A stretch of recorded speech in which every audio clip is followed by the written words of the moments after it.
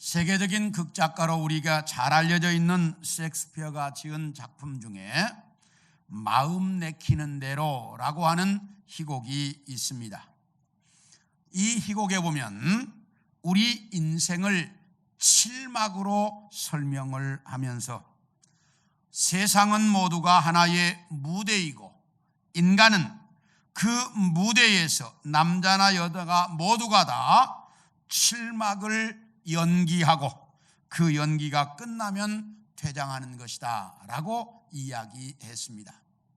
그래서 1막은 유모품에 안겨서 칭얼대는 어린애 역할을 하고 2막은 가기 싫은 학교에 억지로 가서 공부를 해야 하며 3막은 애처롭게 연가를 부르고 사랑하고 시련당하는 연기를 해야 하고 4막은 싸움을 좋아하고 물불 가리지 않고 성공과 명예욕에 불타는 군인과 같은 연기를 해야 하고 5막은 뇌물로 아랫배가 튀어나오고 그럴싸한 격언을 내까리면서 위험을 떨다가 자기 일에 열심히 사는 재판관 같은 역할을 해야 하고 6막이 되면 몸에 맞지도 않는 젊었을 때의 빨간색 옷을 걸쳐 입고 허리에는 돈주머니를 꿰찬 얼빠진 늙은이 역할을 해야 하고 7막은 노망하여 눈도 보이지 않고 이빨도 없는 어린애로 돌아간다 이렇게 이야기를 했습니다. 그런데 셰익스피어가 이 작품에서 보여주고 싶었던 내용이 뭐냐면 이 세상에 존재하는 모든 사람들은 누구나 할 것 없이 똑같은 사람이 똑같은 무대에서 똑같은 연기를 하고 간다 이렇게 말을 했어요. 우리는 유능한 사람, 출세한 사람, 대단한 사람들은 우리와 다를 것이라고 말합니다. 그런데 셰익스피어는 그렇게 말하지 않았어요. 세상의 모든 사람들은 다 똑같은 무대에서 다 똑같은 연기를 하고 간다. 그러므로 장차관을 지낸 사람이나 연예인들이나 세계에서 가장 부자라고 말하는 빌 게이츠 같은 사람들도 우리와 다 똑같은 무대에서 똑같이 7막을 연기하고 가는 것이니 부러워하지 말아라. 맞아요? 네, 그 부러워하지 말라는 거예요. 다 똑같은 무대에서 똑같이 연기하고 간다는 거예요. 미국 카니기 공대에서 직장생활, 가정생활, 사회생활에서 실패한 사람 1만 명을 대상으로 왜 실패했는가 원인을 조사해 보았습니다. 그랬더니 전문적 지식이 부족하거나 무능하거나 자본이 없어서 실패한 사람은 15%밖에 되지 않고 85%의 사람들은 인간관계에 문제가 있어서 실패했더라는 거예요. 그런데 사람들은 다 어떻게 생각하느냐? 내가 자본이 부족해서 전문적 지식이 없어서 또 나를 도와주는 사람이 없어서 내가 실패했다라고 생각하더라는 거예요. 그런데 진짜 실패의 원인은 인간관계 때문이더라는 거예요. 그래서 그러면 사람들이 왜 인간관계에 실패할까?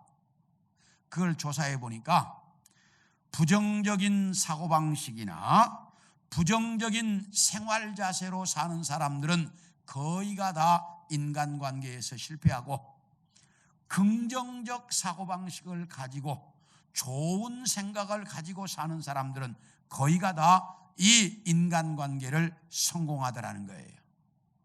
그러므로 우리가 이 세상을 살아갈 때 긍정적 사고방식을 가지고 사는 것은 대단히 중요한 문제인데 오늘 여러분에게 읽어드린 이 본문에 보면 우리가 어떤 존재인지를 알면 긍정적 사고방식을 가지고 살아갈 수 있다라고 말합니다. 그래서 오늘은 내가 어떤 존재인가 이것에 대한 말씀을 여러분들과 함께 나누려고 합니다. 자, 첫째, 나는 어떤 존재인가? 한번 따라합시다. 나는 하나님께서 생각하고 있는 존재. 내가 누구냐? 나는 하나님이 늘 하나님의 마음속에 담고 생각하는 존재다라고 말합니다. 우리 4절을 같이 한번 읽겠습니다. 시작. 사람이 무엇이기에 주께서 그를 생각하시며. 여기 하나님께서 인간인 나를 늘 생각하고 계시는데 어떻게 생각하느냐? 어느 한순간도 잊지 않고 마치 연애하는 사람이 사랑하는 사람을 늘 마음에 품고 생각하고 있는 것처럼 하나님이 나를 그렇게 생각하신다는 거예요. 그러니까 우리는 하나님이 연애하는 사람을 생각하는 것처럼 우리를 늘 생각하고 있는 그런 사람이라는 거예요. 우리 창세기 30장 22절부터 24절을 한번 봅니다. 시작.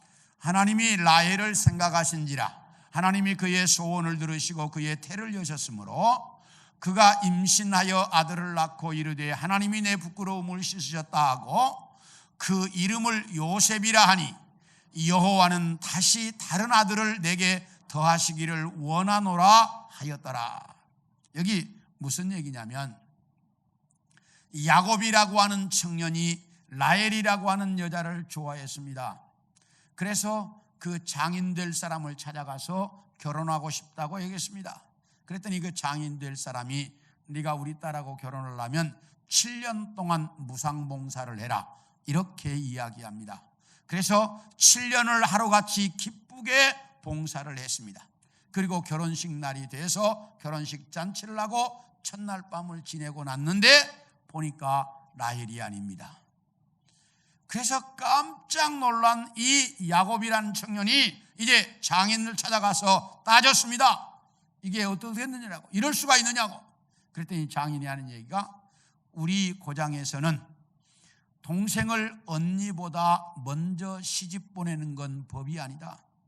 그래서 언니를 먼저 너에게 이제 결혼하게 했으니 네가 동생하고 꼭 결혼을 하고 싶으면 다시 7년 동안 더 봉사한다는 계약서를 쓰고 7일 후에 결혼식을 시켜주겠다. 그래서 야곱이 일주일 만에 이제 결혼을 2번 했습니다. 그래서 이제 이 두 부인을 얻게 되었는데 하나님은 한 사람에게 모든 걸 다 주지는 않으시는 것 같아요. 왜냐하면 언니 레아는 좀 못생겼습니다. 그러니까 신랑인 야곱이 안 좋아했어요. 근데 아이를 잘 낳았어요. 그런데 동생인 라헬은 이쁘고 잘생겨서 신랑인 야곱이 좋아했어요. 그런데 아이를 못 낳아요. 그러니까 하나님은 한 사람에게 다 주지는 않는다니까요. 그러니까 언니는 아이를 잘 낳는데 아이를 못 낳는 자신이 좀 이렇게 이제 질투가 나니까 이 라헬이 자기의 몸종과 이제 신랑이 동침하게 해서 아이를 낳았습니다. 그러니까 언니인 레아도 가만히 보니까 자기 몸종하고 또 신랑에게 이제 동침을 하게 해서 아이를 낳아서 레아가 6명, 라헬의 몸종이 2명, 레아의 몸종이 2명, 그래서 10명의 아들을 낳았습니다. 그런데 10명의 아이를 낳는 동안 라헬은 아이를 못 낳았어요. 그러니까 얼마나 참 이렇게 고통스러웠겠어요. 그랬더니 하나님이 라헬을 생각하셨다 이렇게 말을 해요. 라헬을 생각하셔서 그의 태의 문을 열어서 아이를 임신하게 하고 아이를 낳게 했어요. 그 아들이 누구냐? 11번째 아들 요셉이었습니다. 요셉을 낳은 이후에 라헬은 한 명을 더 낳았는데 그게 이제 베냐민인데 베냐민을 낳다가 그만 난산으로 말미암아 죽었습니다. 이렇게 하나님은 한번 하나님이 생각만 하시면 아이를 못 낳던 사람의 태의 문도 열려지는 거예요. 하나님이 생각하시면. 그런가 하면 창세기 19장 29절을 보겠습니다. 시작.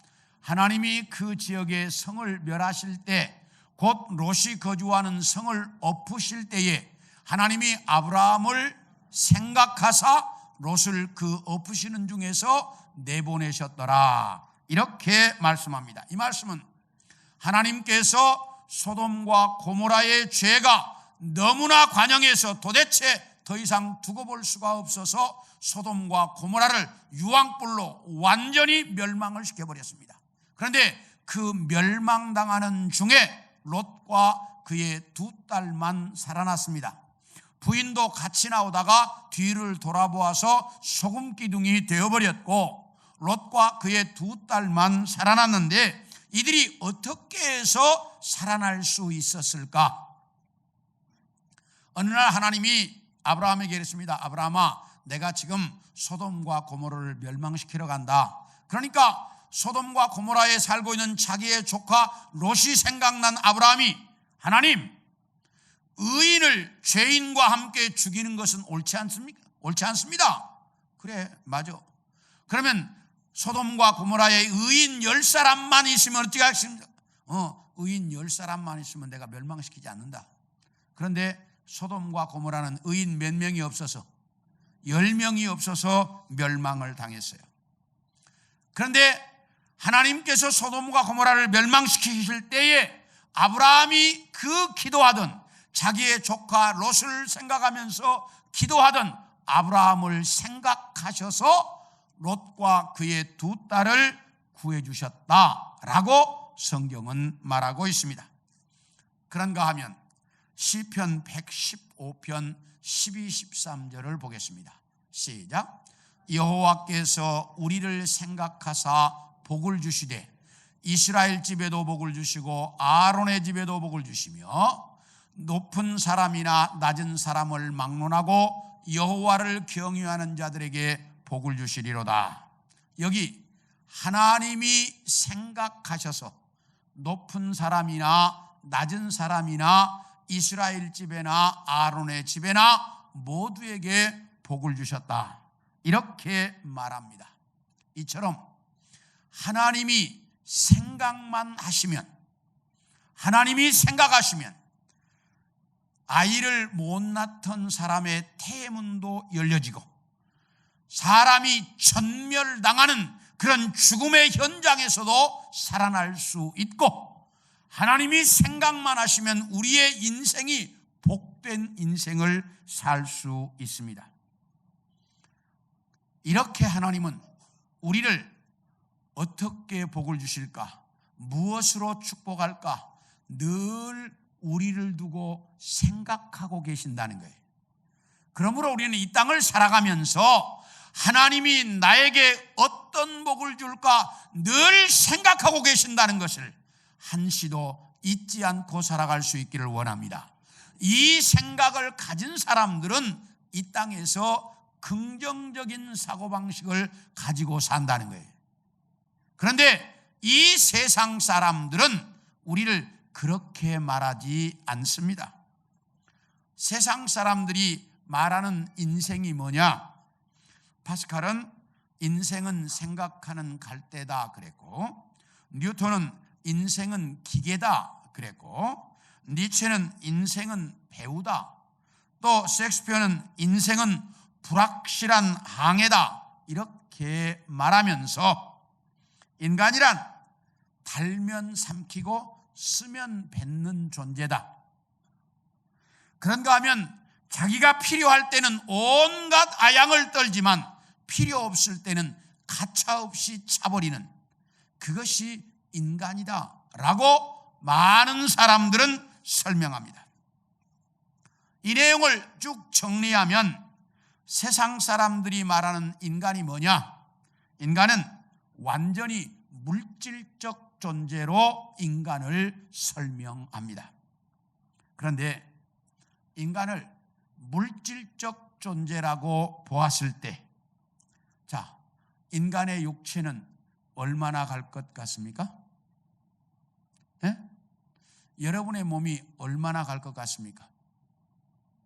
어느 학자가 조사를 했더니 건강한 성인 남자의 경우 약 35리터의 물과 30kg의 탄수화물과 그 외에 잡다한 것들로 되어져 있는데 이것을 시장에 나가서 살려고 하면 10만 원만 가지면 다 살 수 있다는 거예요.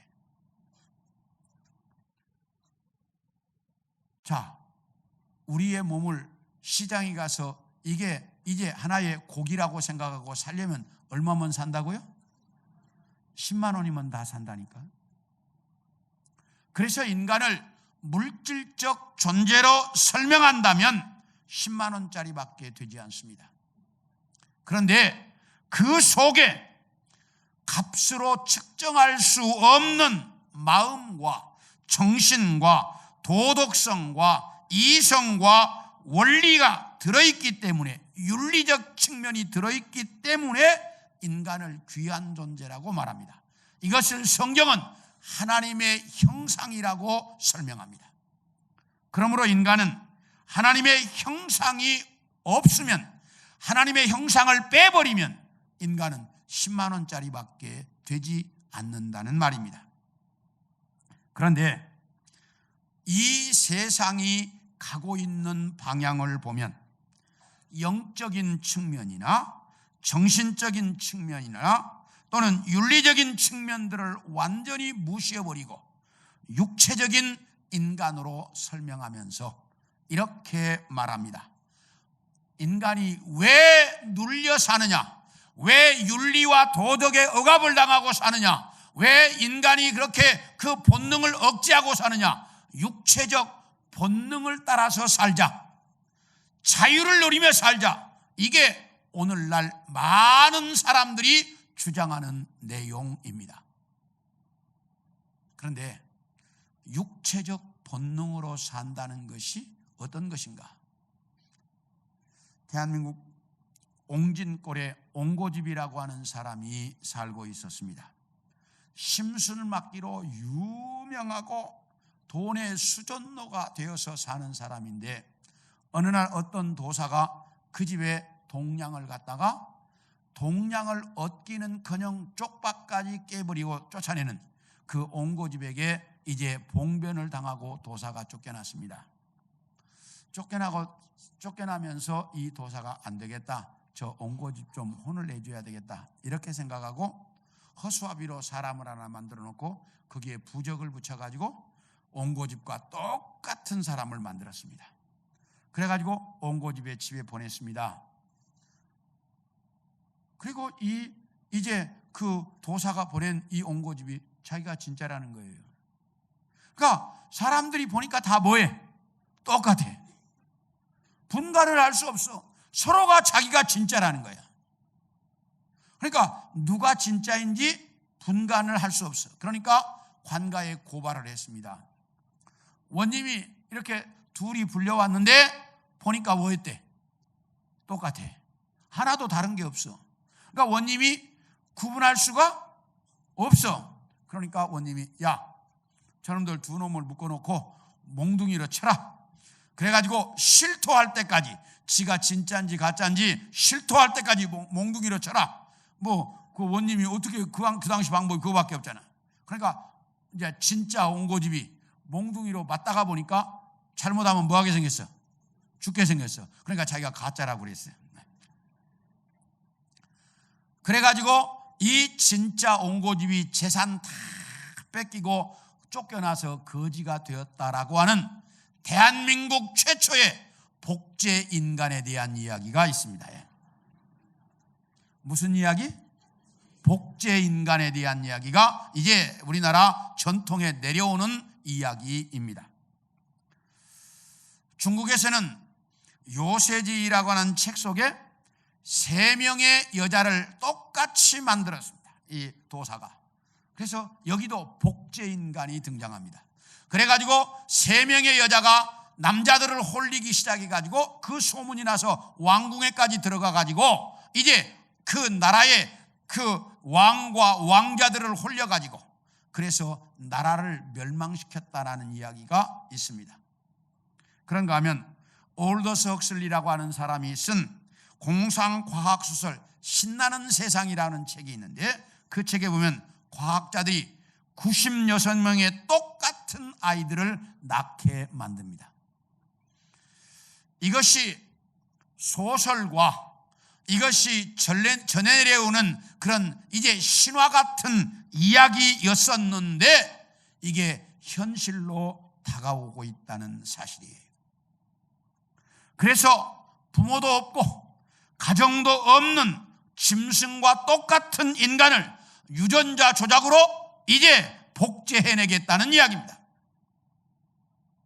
그래서 여자는 다 마릴린 mon로 같은 여자들을 만들고 남자들은 다 아인슈타인 같은 사람들을 만들겠다는 거예요. 지금 이게 무슨 말이냐? 인간을 완전히 동물적 존재로 만들겠다는 거예요. 다시 이야기하면 무한대한 가치가 있는 인간을 10만 원짜리 인간으로 만들어가겠다는 이야기예요. 여러분이 똑바로 들으셔야 돼요. 이 이야기를. 무한대한 가치가 있는 인간을 10만 원짜리 인간으로 만들어가겠다고 세상이 가고 있다 그 말이야.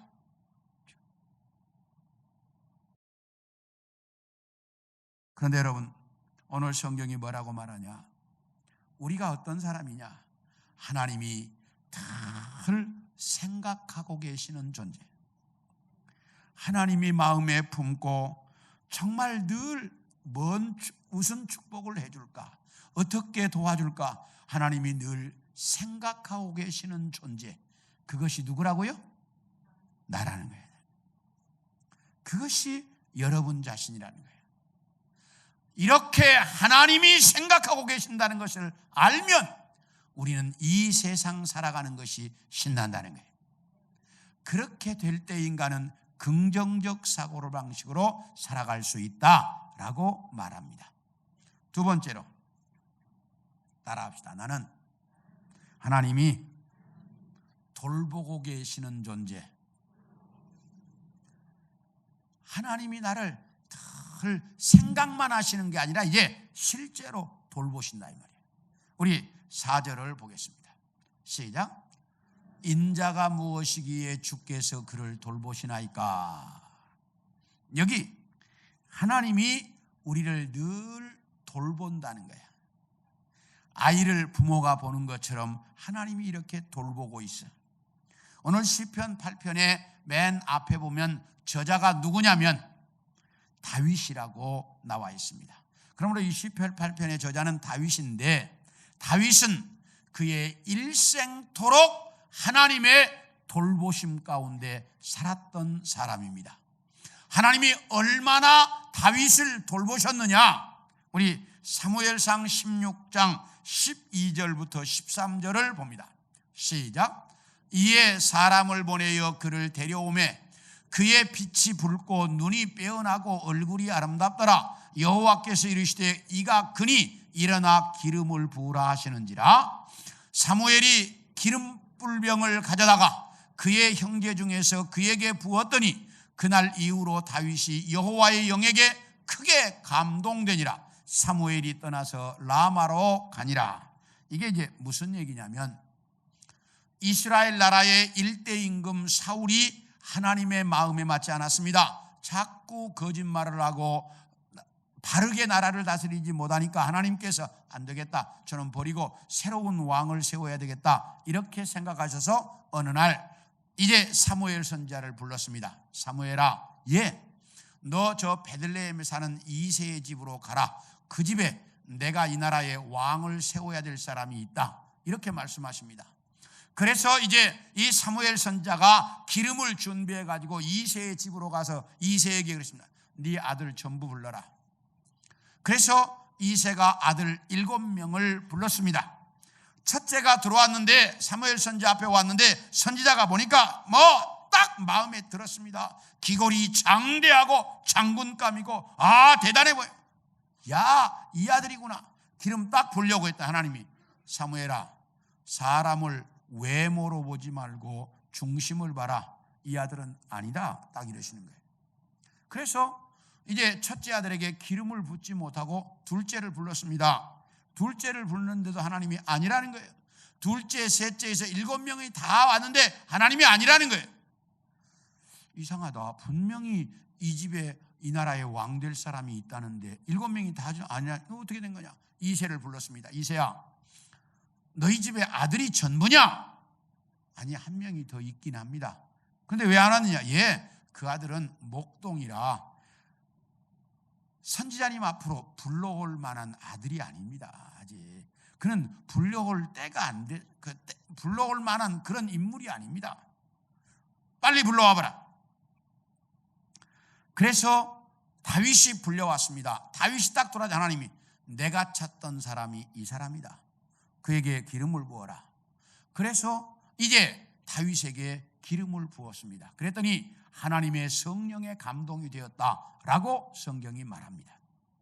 그렇다면 다윗이라고 하는 사람은 아버지의 눈으로 보기에도 누구 앞에 올 만한 사람이 아니야? 선지자 앞에 올 만한 사람이 못 됐어요. 아버지가 보기에도. 세상에 아버지 앞에 귀하지 않는 아들이 어디 있겠어요? 그런데 그 아버지의 눈으로 보기에도, 왜? 목동은 그 당시에 사람 취급을 안 하던 때였기 때문에 그래요. 목동인 이 다윗은 이 아버지의 눈으로도 다윗 앞에 올 만한 사람이, 그 사무엘 선지자 앞에 올 만한 인물이 아니었습니다. 그런데 하나님은 그 다윗을 불러서 성령으로 그에게 인치셔서 그를 이스라엘 나라의 위대한 임금으로 만드셨어요. 이렇게 다윗은 선택받을 때부터 하나님의 돌보심이었고, 그 다음 사무엘상 20장 31절부터 33절을 봅니다. 시작. 이새의 아들이 땅에 사는 동안은 너와 네 나라가 든든히 서지 못하리라. 그런즉 이제 사람을 보내어 그를 내게로 끌어오라. 그는 죽어야 할 자이니라 한지라. 요나단이 그의 아버지 사울에게 대답하여 이르되 그가 죽을 일이 무엇이니까? 무엇을 행하였나이까? 사울이 요나단에게 단창을 던져 죽이려 한지라. 요나단이 그의 아버지가 다윗을 죽이기로 결심한 줄 알고. 이게 지금 무슨 얘기냐면, 어느 날 다윗이 요나단에게 말합니다. 나 우리 고향 좀 다녀와야 되겠다고. 갔다 와라. 그래서 왕자인 요나단이 다윗에게 고향을 다녀오도록 보냈습니다. 그 다음날 아침에 식사 시간인데 분명히 다윗이 나와야 되는데 안 나와요. 그러니까 아버지가 물었습니다. 아들아, 왜 다윗이 식사에 안 나오느냐? 제가 고향에 좀 다녀오겠다고 해서 고향 다녀오라고 보냈습니다. 그랬더니 사울 임금이 화를 내면서 이 미련한 놈아, 그놈 다윗이 살아있는 한은 너는 이 나라의 왕이 될 수 없어. 그래서 다윗을 죽이려고 하는데 뭐 고향으로 돌려보내? 이러면서 막 아버지가 화를 내는 거예요. 그러니까 이 요나단이 아버지, 다윗이 죽을 만한 일을 한 이게 뭡니까? 뭘 그렇게 잘못했습니까? 왜 죽이려고 합니까? 그러니까 아버지가 막 화를 내면서 자식도 죽이겠다고 창을 자식을 향해서 던졌어요. 이게 오늘 본문인데, 저는 이 본문을 볼 때마다 참 마음에 감동이 돼요. 왜냐하면, 자, 지금 그 나라의 세자가 누굽니까? 요나단입니다. 아버지가 죽으면 누가 왕이 돼야 돼요? 요나단이 왕이 돼야 돼. 그런데 다윗이 살아있는 한은 요나단이 왕 될 수가 없어요. 그래서 아버지 사울이 뭐라고 말하냐면, 아들아, 너는 가만히만 있어라. 손에 피 묻히는 일은 누가 하겠다? 애비가 하겠다. 그래서 너 가만히만 있으면 내가 다윗 죽이고 널 이 나라의 왕으로 세우겠다. 이렇게 말합니다. 자, 그러면 요나단의 입장에서 뭐만 하면? 가만히만 있으면 돼. 가만히만 있으면. 다윗을 돕지 않고 가만히만 있으면 돼. 그러면 누가 다 해결해 줘? 아버지가 다윗 없애고 자기 뭐 되도록?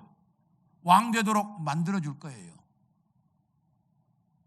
그런데 요나단이 그렇게 하지 않아요. 요나단이 다윗이 도망가도록 도와주고, 아버지가 다윗 죽이려고 갈 때마다 정보를 다 알려줘. 우리 아버지가 어디로 너 잡으러 갔다. 그럼 다윗이 도망가. 그 자그마한 나라에서 10년이 넘는 세월을 다윗이 도망 다녔어. 어떻게? 누구의 도움으로? 요나단의 도움으로. 자, 돕지 않고 그냥 뭐만 하면, 가만히만 있으면 자기가 뭐 되는데? 왕 되는데. 어떻게 이렇게 그 왕 될 수 있는데 그 다윗을 도와서 다윗이 왕 되도록 도울 수 있었을까? 이건 하나님께서 요나단을 들어서 다윗을 지키셨던 거예요. 하나님이 요나단을 들어서 다윗을 지키셨어요. 참 요나단은 우리가 성경을 보면 볼수록 참 귀한 인물이에요. 그렇게 왕 될 수 있는데, 그런데 그걸 버리고 다윗을 도왔어요. 그래서 마지막에 아버지와 함께 전쟁터에서 죽고 말아요. 참 비운에 그렇게 살았던 사람이 요나단인데, 이렇게 하나님은 요나단을 통해서 다윗을 돌보셨어요. 그런가 하면 사도행전 12장 7절부터 9절을 보겠습니다. 시작. 호련히 주의 사자가 나타나매 옥중에 광채가 빛나며 또 베드로의 옆구리를 쳐 깨워 이르되 급히 일어나라 하니 쇠사슬이 그 손에서 벗어지더라.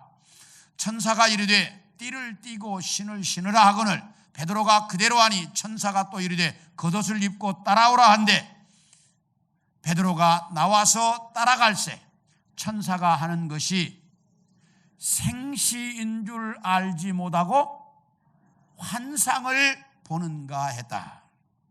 이게 무슨 말이냐면, 헤롯 임금이 이 베드로를 죽이려고, 헤롯 임금이 베드로를 죽이려고 잡아왔습니다. 그런데 그날이 무교절이에요. 죽일 수가 없어요. 그러니까 무교절이 끝나면 죽이려고 감옥에 딱 가둬놨어요. 그리고 이제 무교절이 끝나기 직전 날 밤이야. 내일이면 베드로가 죽어요. 그런데 그날 밤에 한밤중에 갑자기 옥이 환해지더니 천사가 나타났어요. 그래가지고 베드로에게 일어나라. 그래서 일어나니까 쇠사슬이 다 풀리는 거야. 따라와라. 그래서 따라가니까 문이 열리는 거예요. 그런데 거기 지키고 있는 군인들이 분명히 지키고 있는데 몰라. 따라 나갔어요. 그래서 마지막 대문을 열고 밖으로 나올 때까지도 베드로는 이게 뭔 줄 알았다? 환상인 줄 알았다 그래요. 이렇게 죽을 상황에 처해 있는 베드로를 하나님은 돌보셔서 그를 살리셨어요. 그런가 하면 제자들이 밤중에 갈릴리 바다를 배를 타고 건너가다가 태풍을 만나서 바다 한가운데서 죽을 위기에 처했습니다.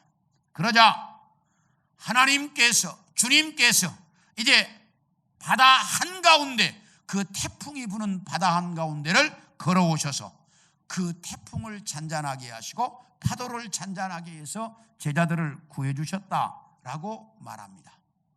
이렇게 다윗을 돌보셨던 것처럼 제자들을 돌보셨고 지금은 우리를 그렇게 돌보고 계신다라고 말합니다. 그러므로 우리는 하나님께서 한시도 눈을 떼지 않고 돌보고 있는 존재, 그게 누구예요? 우리는.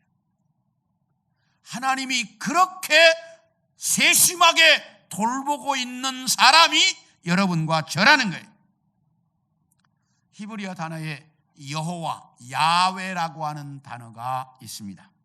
그런데 이 야훼라고 하는 단어는 세 단어가 합쳐져서 된 단어예요. 첫째는 예히, 무슨 말이냐면 그는 존재할 것이다 라고 하는 미래형이고, 그 다음에 무라고 하는 단어인데 이 말은 그는 존재하고 있다 라고 하는 단어고, 그 다음에 하야라고 하는 단어인데 이 단어는 그는 존재했다 라고 하는 말인데, 이 예히와 무와 하야가 합쳐져서 어떤 단어가 됐느냐? 야훼, 여호와가 됐다 그 말이에요. 그러므로 이 여호와라는 말의 뜻이 뭐냐?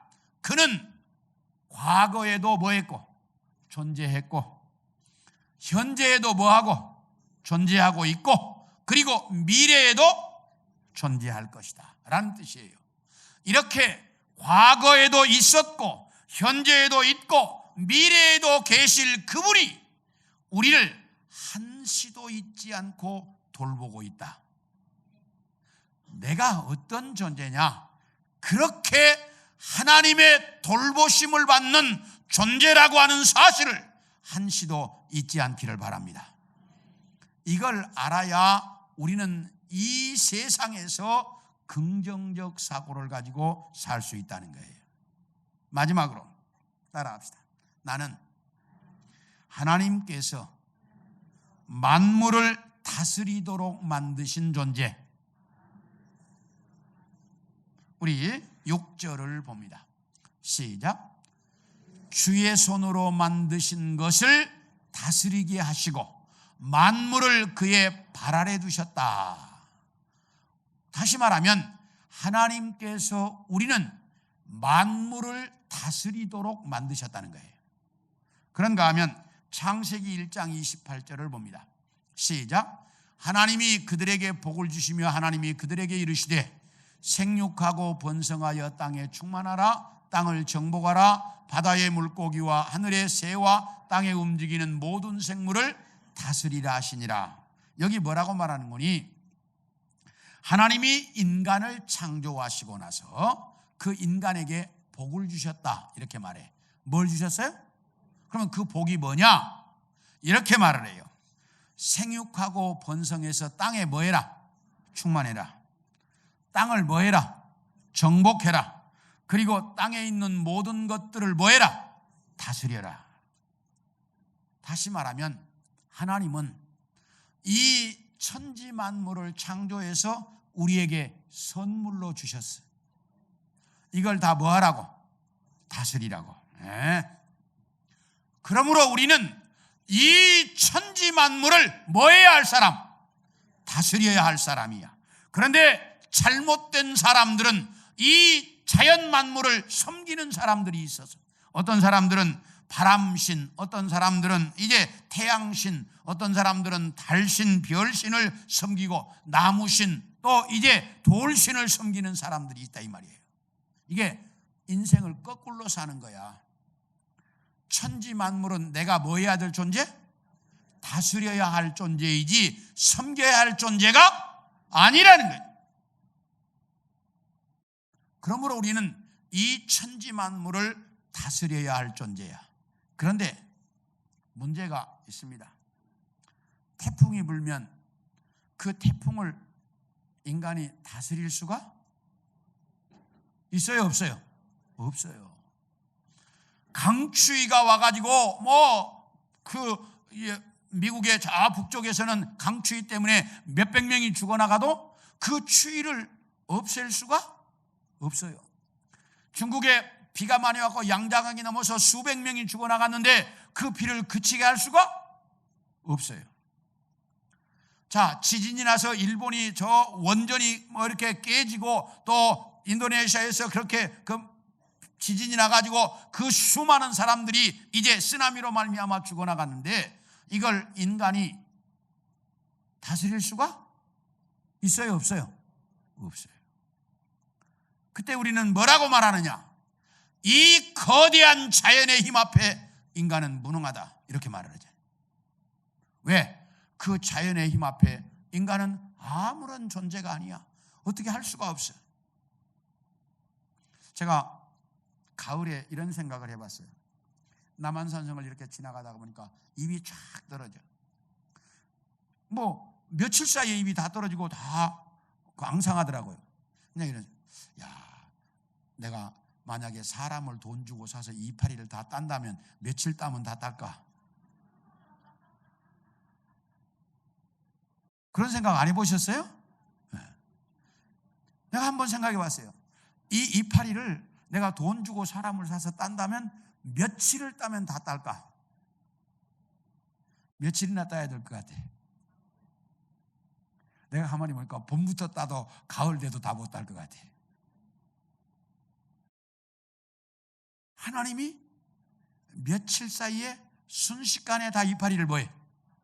다 따버리는 거예요. 아, 대단하다. 이런 생각을 제가 해봤는데요.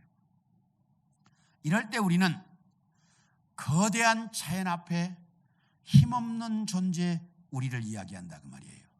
그런데 여러분 잘 생각하셔요. 하나님은 이 자연 만물을 뭐 하라고 그러셨어요? 다스리라고 했어. 그렇다면 다스려야 할 나는 분명히 저 지진도, 저 태풍도, 저 그 장마도, 저 많은 추위도 다 다스릴 수 있어요. 어떻게 다스릴 수 있냐? 예수님이 보여주셨잖아요. 갈릴리 바다 태풍이 부는 곳에서 말씀 한마디로 태풍을 잔잔케 하시고 파도를 잔잔케 하셨어요. 그러면 우리는 나는 할 수 없어. 그러나 내가 믿고 내 안에 계시는 하나님은 하실 수 있다 없다? 있다 없다?